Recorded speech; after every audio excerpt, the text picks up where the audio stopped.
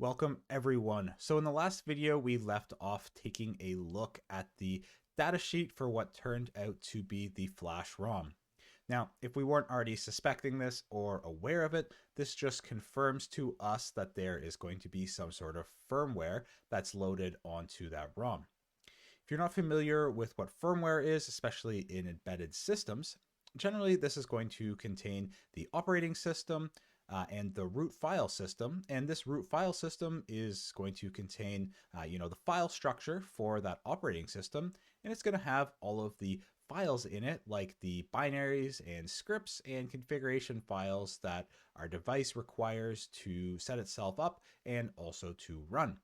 As hardware hackers, one of our main goals is going to be to get our hands on this firmware so we can start reversing it and analyzing it, because this is going to greatly assist us in figuring out how the device functions and also to find any vulnerabilities in the underlying software. Now, there's a couple ways that we can extract the firmware off of the hardware itself, and we're going to take a look at those later on. However, sometimes the best way to get this firmware and the easiest way is to just go out on the internet and look for it.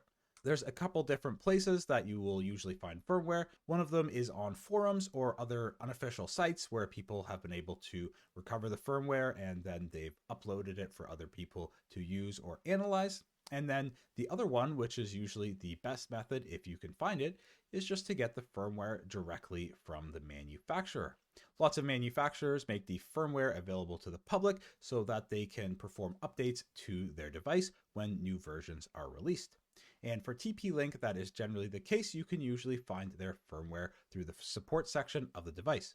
So Google is usually your friend here. A quick Google search and we can usually find it. So for our router, it's at TP-Link 84, this one right here.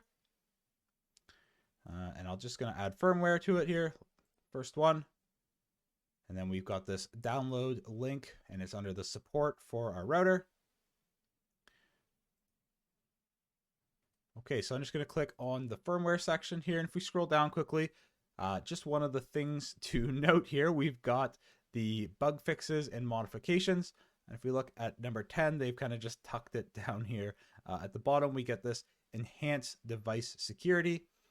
So usually when I see this, what this means is that, this version, one of the main reasons they released this is probably because there was a CVE or other vulnerability disclosed to them in the previous firmware, and then they fixed it. So just a little bit of foreshadowing to what else we're going to be looking at. But in the meantime, I'm just going to hit download here. I've already downloaded this before, and I'm going to save this, and I'm definitely going to add this link to my notes and add that we found this firmware to my notes so we can use it later in our analysis.